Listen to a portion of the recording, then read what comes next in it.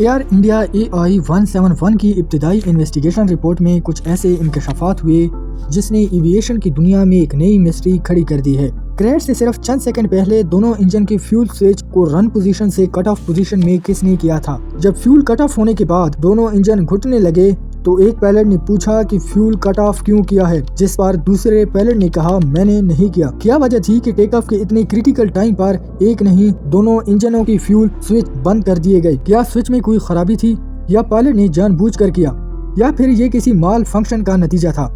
History में हुए दूसरे ऐसे ही हादसा जिसमें पायलट ने जानबूझकर सुसाइड किया था, उनमें और AI-171 में क्या कुछ कॉमन है? आज हम डीप में जाकर इस मसले को समझने की कोशिश करेंगे। ANTV उर्दू की वीडियो में एक बार फिर से खुशामदीद। 12 जून 2025 की सुबह अहमदाबाद इंटरनेशनल एयरपोर्ट पर एक रूटीन का दिन था। हवा में हल्की सी गर्मी और आसमान बिल्कुल साफ था। कुछ जहाज टर्मिनल पर खड़े मुसाफिरों को ऑन बोर्ड कर रहे थे तो कुछ टैक्सी के फेजेस में थे। जब रनवे पर हर 5 मिनट में कोई जहाज लैंड या टेक ऑफ कर रहा था, इसी भीड़ के पीछे एयर इंडिया का एक बोइंग 787 ड्रीम लाइन भी खड़ा था, जिसका टेल नंबर VTANB जबकि फ्लाइट नंबर AI-171 था। ये जहाज आज ही के दिन 2 घंटे पहले दिल्ली से अहमदाबाद आया था और अब ये अहमदाबाद से लंदन जाने के लिए बिल्कुल तैयार था। कोई नहीं जानता था कि चंद लम्हों के बाद ये ड्रीम लाइन दुनिया भर में हेडलाइन और एविएशन की दुनिया में एक मिस्ट्री छोड़ने वाला है। कॉकपिट में 56 साल के कैप्टन सुमित सब्रवाल मौजूद थे, जिनका टोटल फ्लाइंग एक्सपीरियंस 15,600 घंटे बताया जा रहा है, जिसमें से 8,200 घंटे उन्होंने इसी बोइंग 787 पर हासिल किए। जबकि को पायलट यानी फर्स्ट ऑफिसर 32 साल के क्लाइव कुंडार थे, जिनका टोटल एक्सपीरियंस 3400 घंटे और बोइंग 787 को वो टोटल 1128 घंटे फ्लाई कर चुके थे। रिपोर्ट में बताया गया कि दोनों पायलट्स ने फ्लाइट से करीबन 1.5 घंटा पहले ब्रीथ एनालाइजिंग टेस्ट पास किया और फ्लाइट के लिए बिल्कुल परफेक्ट पाए गए। यही सेम एयरक्राफ्ट VTANB दिल्ली से फ्लाइट AI-423 ऑपरेट करते हुए अहमदाबाद पहुंचा था। पिछली फ्लाइट में एक छोटा सा टेक्निकल इशू आया था, जिसे एयरक्राफ्ट मेंटेनेंस इंजीनियर ने ट्रबल शूट करके क्लियर कर दिया था। अब ये जहाज अपनी अगली परवाज के लिए बिल्कुल तैयार था। फ्लाइट AI-171 में टोटल 230 मुसाफिर थे। इन्वेस्टिगेशन रिपोर्ट में बताया गया कि जहाज में 54,200 किलोग्राम फ्यूल भरा गया और इसका टेक ऑफ वेट 2,13,400 किलोग्राम था, जो बोइंग 787 के लिहाज से बिल्कुल नॉर्मल रेंज में आता है। जहाज में किसी खतरनाक सामान की मौजूदगी के निशानात भी नहीं मिले, सब कुछ मामूल के मुताबिक था। बोर्डिंग होने के बाद एयर ट्रैफिक कंट्रोलर की रिकॉर्डिंग के मुताबिक 1:13 पर एयरक्राफ्ट ने टर्मिनल से पुश बैक और स्टार्टअप की परमिशन मांगी। 1:33 PM और 45 सेकंड पर ATC ने एयरक्राफ्ट को रनवे 23 पर लाइन अप होने की इंस्ट्रक्शन दे दी। इस वक्त विंड स्पीड 6 नॉट्स यानी तकरीबन 11 किलोमीटर फी घंटा थी। मौसम बिल्कुल साफ और विजिबिलिटी 6000 मीटर रिकॉर्ड की गई। कहने का मतलब है कि सब कुछ एक नॉर्मल टेक ऑफ के लिए बिल्कुल परफेक्ट था। टेक ऑफ की परमिशन मिलने के बाद 1:37 PM और 37 सेकंड पर पायलट ने थ्रस्ट लीवर ऊपर करके स्पीड अप होना शुरू किया। याद रहे कि इस फ्लाइट में टेक ऑफ को पायलट क्लाइव कुंदार कर रहे थे, जबकि कैप्टन सुमित का रोल सिर्फ मॉनिटरिंग करना था। Enhance airborne flight recorder data के मुताबिक एयरक्राफ्ट ने 1:38 PM और 33 सेकंड पर V1 स्पीड हासिल कर ली। ये 153 नॉट्स यानी 283 किलोमीटर फी घंटा की स्पीड होती है, जिसके बाद टेक ऑफ को अब्रॉड करना मुमकिन नहीं होता। 2 सेकंड के बाद VR की स्पीड भी हासिल हो गई, जो 155 नॉट्स होती है और फिर 1:38 PM और 39 सेकंड पर एयरक्राफ्ट ने टेक ऑफ कर लिया। यहाँ तक जो कुछ भी हुआ सब कुछ नॉर्मल था। CCTV फुटेज में भी देखा जाए तो लिफ्ट ऑफ तक सब कुछ नॉर्मल दिख रहा है, लेकिन इसके बाद जो हुआ उसने सब कुछ बदल दिया। तकरीबन 3 सेकंड के बाद एयरक्राफ्ट ने 180 नॉट्स की स्पीड भी अचीव की, जिसका मतलब है कि टेक ऑफ के 3 सेकंड बाद तक भी इंजन थ्रस्ट प्रोड्यूस कर रहा था। डेटा से मालूम पड़ा है कि इसके फौरन बाद इंजन नंबर 1 और इंजन नंबर 2 के फ्यूल कट ऑफ स्विच एक के बाद एक सिर्फ 1 सेकंड के वक्फे से रन पोजीशन से कट ऑफ पोजीशन में तब्दील हो गए। इंजन की फ्यूल सप्लाई अब कट हो गई और उनके N1 और N2 वैल्यूज तेजी से गिरने लगे, यानी इंजन का थ्रस्ट तेजी से कम होने लगा। कॉकपिट वॉइस रिकॉर्डर में सुना गया कि ठीक इसी पॉइंट पर एक पायलट कहता है कि तुमने फ्यूल स्विच क्यों कट किया है, और अगले ने बोला कि मैंने नहीं किया। इन्वेस्टिगेशन टीम को अभी तक ये नहीं पता चला कि किस पायलट ने ये सवाल किया और किसने जवाब दिया। CCTV फुटेज में भी लिफ्ट ऑफ के फौरन बाद ही रेम एयर टरबाइन डिप्लॉय होते दिखाई दिया। ये एक इमरजेंसी पावर सोर्स होता है जो इंजन बंद होने पर ऑटोमेटिक डिप्लॉयड हो जाता है। रिग का डिप्लॉय होना इस बात की निशानी है कि जहाज में कुछ न कुछ अनयूजुअल जरूर हुआ था। फुटेज में भी देखा गया कि जहाज अपना एल्टीट्यूड तेजी से खो रहा है। 1:39 PM और 5 सेकंड पर ATC की रिकॉर्डिंग्स में मेडे का डिस्ट्रेस सिग्नल रिकॉर्ड हुआ। जब ATC ने कॉल साइन पूछा तो आगे से कोई जवाब नहीं मिला। साथ ही ATC ने एयरक्राफ्ट को एयर बाउंड्री के बाहर क्रैश होते देखा और इमरजेंसी रिस्पॉन्स फौरन एक्टिवेट कर दिया गया। एयरक्राफ्ट रनवे 23 की सीध में 1600 मीटर दूर पहले आर्मी मेडिकल कोर की एक बिल्डिंग की चमनी से टकराया और फिर BG मेडिकल कॉलेज हॉस्टल से टकरा गया। पूरा मलबा पहले इम्पैक्ट पॉइंट से तकरीबन 1000 फीट लंबे और 400 फीट चौड़े इलाके में फैल गया। इस हादसे में 12 क्रू मेंबर्स और 229 मुसाफिरों की जान चली गई, जबकि जमीन पर 16 लोग भी इस हादसे का शिकार हुए। सिर्फ एक मुसाफिर कुदरती तौर पर जो इमरजेंसी एग्जिट के पास बैठे रहने की वजह से किसी तरह बचने में कामयाब हो गया।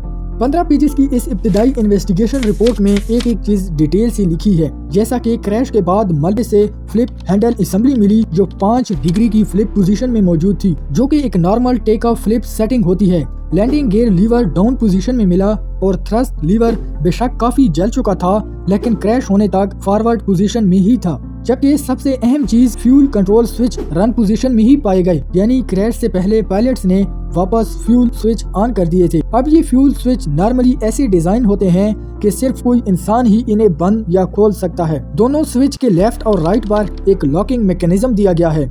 इस लॉकिंग मैकेनिज्म का काम है स्विच को एक्सीडेंटली ऑन या ऑफ होने से बचाना। जब भी पायलट को इंजन का फ्यूल ओपन करना हो तो इसमें पायलट के दोनों हाथों का इस्तेमाल जरूरी होता है। एक हाथ से लॉक को पुश किया जाता है और दूसरे हाथ से स्विच को पुल करके ऊपर या नीचे किया जाता है। और यही चीज सबसे हैरान कौन है, क्योंकि एक हाथ से फ्यूल स्विच चाहकर भी कोई ऑन या ऑफ नहीं कर सकता। अब अगर स्विच पायलट ने बंद नहीं किए, जैसा कि कॉकपिट वॉइस रिकॉर्डर में सुना गया, तो फिर किसने किए?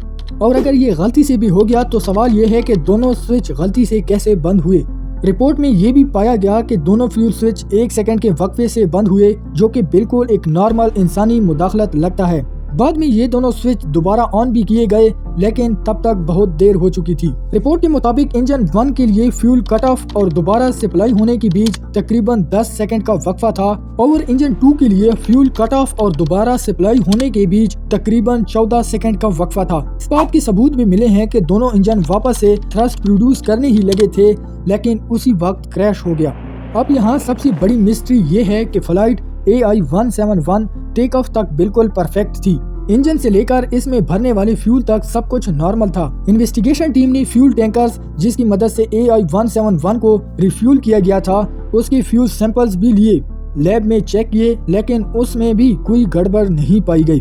अगर सब कुछ ही परफेक्ट था तो फिर फ्यूल स्विच को जानबूझकर बंद क्यों किया गया, या कहीं इनका लॉकिंग मैकेनिज्म तो खराब नहीं था। रिपोर्ट में एक और अहम चीज का जिक्र भी है, और वो ये है कि FAA ने 2018 में एक स्पेशल एयर वर्थिनेस इंफॉर्मेशन बुलेटिन जारी किया था, जिसमें fuel controller switch locking feature के निकलने के इम्कानात के बारे में बताया गया था। यानी फ्यूल स्विच के लॉकिंग फीचर के निकलने का खतरा कहीं न कहीं एविएशन इंडस्ट्री में मंडला जरूर रहा था। ये बुलेटिन, जिसे सैप भी कहा जाता है, बोइंग 737 एयरप्लेन्स के ऑपरेटर की शिकायत पर जारी किया गया था, जिसका मतलब है कि बोइंग 737 के कुछ एयरक्राफ्ट में ये मसला पहले भी रिपोर्ट हो चुका है। फ्यूल कंट्रोल स्विच डिजाइन, जिसमें लॉकिंग फीचर भी शामिल है, मुख्तलिफ बोइंग एयरप्लेन मॉडल्स पर एक जैसा ही है, जिसमें पार्ट नंबर 4 TL8373D भी शामिल है, और वही part air India flight AI-171 में इस्तेमाल होने वाले एयरक्राफ्ट VTANB में लगा हुआ था। FAA ने 7 साल पहले वार्न किया था कि कुछ फ्यूल कंट्रोलर स्विच के लॉक डिसएंगेज स्टेट में इंस्टॉल हुए हैं। एयर इंडिया ने इस इंस्पेक्शन को स्किप किया क्योंकि वो लाजमी नहीं बल्कि FAA की तरफ से मख्त एक एडवाइस थी। पर दूसरी तरफ अगर इज्यूम किया जाए कि एयरक्राफ्ट का फ्यूल स्विच लॉकिंग मैकेनिज्म खराब भी था और टेक ऑफ के दौरान गलती से वो स्विच ऑफ हो गया, तो इतना बड़ा इत्तेफाक कैसे हुआ कि दोनों स्विच 1 सेकंड के वक्फे से एक के बाद एक बंद हो गए? और अगर तो पायलट ने खुद जानबूझकर किया तो इसकी सिर्फ एक ही वजह हो सकती है, और वो है सुसाइड। पर क्या वाकई ये सुसाइड भी था या नहीं? 2015 में जर्मन विंग फ्लाइट 9525 के को पायलट ने कॉकपिट को अंदर से लॉक कर दिया था जब कैप्टन बाथरूम यूज करने गया था। कॉकपिट वॉइस रिकॉर्डर से पता चला कि उसने जानबूझकर प्लेन को इल्पस के पहाड़ों से टकराया। बाद में पता चला कि को पायलट का मेंटल हेल्थ रिकॉर्ड पहले से खराब था। 2013 में लीम मोजम्बिक फ्लाइट 470 के कैप्टन ने ऑटो पायलट को मैनुअली 0 फीट पर सेट कर दिया था जब फर्स्ट ऑफिसर कॉकपिट से बाहर गया, FDR डेटा से कंफर्म हुआ कि उसने ये काम जानबूझकर किया और एयरक्राफ्ट क्रैश हो गया। इसी तरह 1999 में इजिप्ट फ्लाइट 990 में भी क्रैश होने से पहले कॉकपिट में मजहबी कलमात सुने गए और इसके बाद एयरक्राफ्ट नोज डाइव पोजीशन में चला गया। कोक पायलट का ये अमल इजिप्ट की गवर्नमेंट के मुताबिक एक मैकेनिकल फेलियर का नतीजा था, जबकि FAA ने इसे सुसाइड मिशन तस्वर किया। और 1997 में साल्क एयर फ्लाइट 185 में भी पायलट ने पहले कॉकपिट वॉइस रिकॉर्डर और फ्लाइट डेटा रिकॉर्ड को मैन्युअली बंद किया और इसके बाद जहाज को नोज डाइव पोजीशन में लाकर क्रैश कर दिया। हिस्ट्री के इन वाक़यात को मद्देनजर में रखते हुए इन सब सुसाइडल मिशन में एक चीज कॉमन पाई गई, पायलट का ATC को जवाब न देना। पर एयर इंडिया 171 के केस में जैसा इसे सोशल मीडिया पर सुसाइडल मिशन बनाकर दिखाया जा रहा है, वैसा हरगिज नहीं लगता, एटलीस्ट अभी तक की इन्वेस्टिगेशन के मुताबिक, क्योंकि पायलट ने एक पोजीशन पर आकर फ्यूल स्विच वापस ऑन किए थे। अगर नीयत कुछ और होती तो उनको ऑन नहीं किया जाता। दूसरा, वो दोनों अच्छी तरह रिस्पॉन्सिव थे और क्रैश से 2 सेकंड पहले उन्होंने ATC को मेडिका डिस्ट्रेस सिग्नल भी दिया था। और तीसरा ये कि क्रैश से चंद सेकंड पहले एयरक्राफ्ट की नोक ऊपर देखी गई और फ्लाइट डेटा ने भी इसे कंफर्म किया, यानी उनको उम्मीद थी कि इंजन दोबारा थ्रस्ट देगा और जहाज शायद वापस ऊपर उठ जाएगा। अगर ये जानबूझकर किया जाता तो फिर क्या ही मतलब था एल्यूलेटर्स को टेक ऑफ पोजीशन में रखने का। इस बारे में आपकी क्या राय है, मुझे कमेंट सेक्शन में जरूर बताएं। उम्मीद है ANTV उर्दू की ये वीडियो भी आप लोग भरपूर लाइक और शेयर करेंगे। मिलते हैं अगली शानदार वीडियो में, तब तक के लिए अल्लाह हाफिज। शुक्रिया।